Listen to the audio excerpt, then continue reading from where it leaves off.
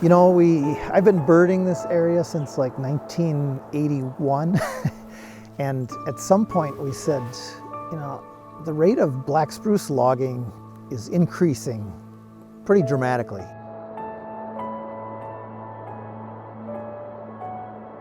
A lot of the birds that people come here to see need these vast tracts of boreal forest, of the lowland black spruce bog. And we said, you know, Sac-Zim needs a voice.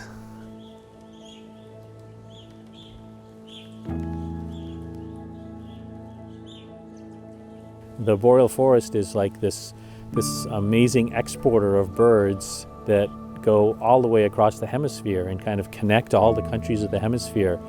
It's one of the last large intact forest areas of the world.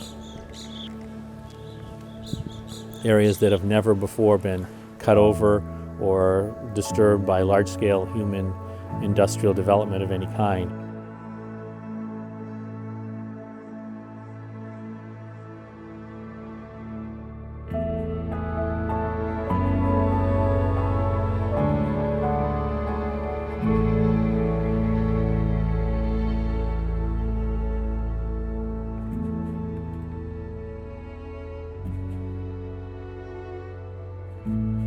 No other biome captures the spirit of wilderness like the taiga.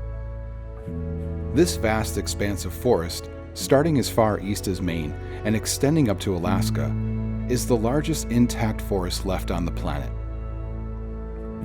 Also known as the boreal forest, its thick canopies of woods, its sloping meadows, and its widespread lakes create a haven for a large variety of wildlife.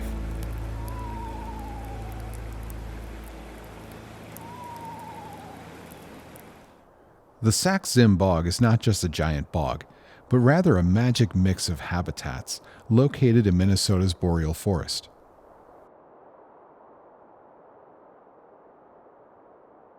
Gray wolf, pine marten, and moose are just a few of the mammals that make their homes here. While the four-legged creatures control the ground, those with wings rule the skies. Songbirds, such as evening and pine grosbeaks, are residents of the boreal forest and can be found year-round. Common loons migrate up north to the expansive lakes to raise their young during the summer, their ghostly calls being heard on many of the taiga's lakes.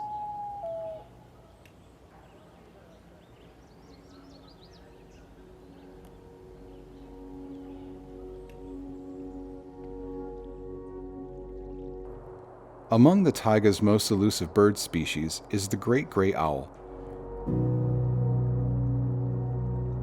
One of the most sought-after species, in particular for people in the U.S., is the great gray owl.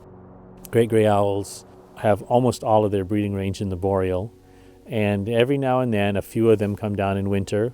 You know, that's a bird that is really seen as kind of an iconic boreal bird.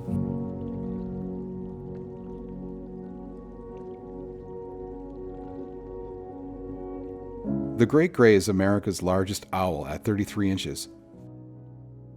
These owls take up a massive frame, something that surprisingly doesn't make them easier to find.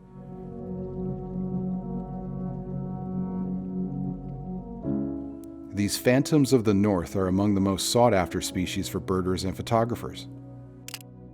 The great gray owl is a holy grail among wildlife photographers for a couple of different reasons. The first reason is mainly because of its appearance. It's such a beautiful, large, and striking bird.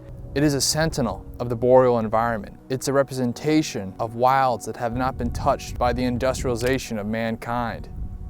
In many ways, this enforces the idea that we need to keep these boreal forests present so that future generations are able to enjoy these beautiful birds and all the other species that inhabit the boreal forests.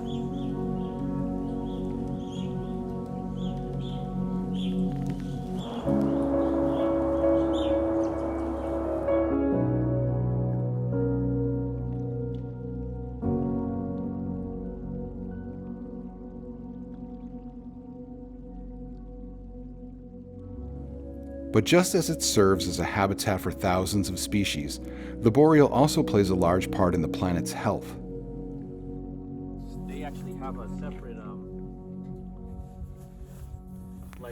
Jeff Wells, Vice President of Boreal Conservation, spearheads these studies. The boreal forest is what we like to call the bird nursery of North America. We did some modeling work about 20 years ago and discovered that there are 1 to 3 billion, with a B, birds that breed across the whole boreal forest.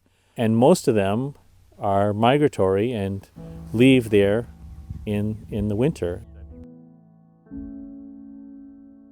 It has a lot of other ecological values. It's one of the largest carbon stores on the planet. In fact, the boreal forest biome globally is the world's largest land-based carbon store. Unfortunately, these carbon stores are at risk. The boreal forest is subject to pulpwood logging, which often results in clear-cutting, destroying habitats for countless wildlife species. Fortunately, there are several movements in these areas to minimize the damage.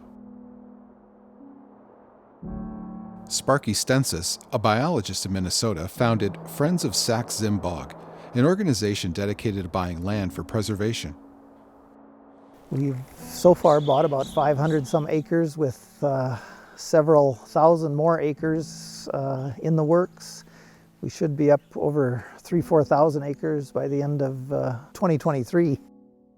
Preserving land was our mission. Our mission is to preserve, protect the Sax-Zim Bog for future generations of birds and birders. And of course, that includes the great gray owl. That is one way you can help the great gray owls, is by supporting these local organizations who are actually buying habitat for the species. And then it doesn't just help the great gray owls, it also helps a long range of other birds like Connecticut warblers, yellow-bellied flycatchers. I, for one, I'm a big fan of Friends of Sax-Zim Bog, and I hope that they continue to do what they're doing.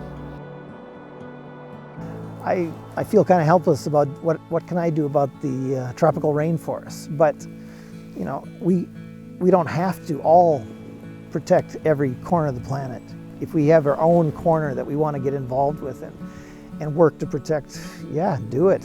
And so we've kind of set our flag here that we're going to protect this patch of the boreal forest for future generations.